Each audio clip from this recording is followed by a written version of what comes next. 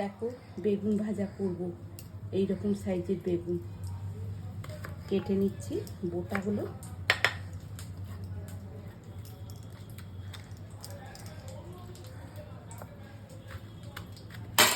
দেখি আবার পোকা আছে কিনা। না, পোকা নেই।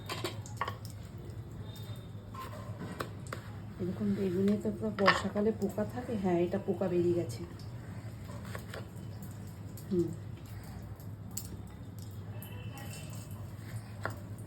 না, এই দেখো লবণ হলুদ মাখাচ্ছি, অল্প করেই মাখাবো।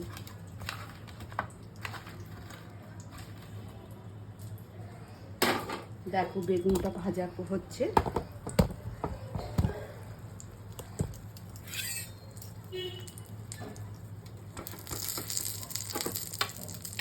এই বেগুনটা দিয়ে দিচ্ছি।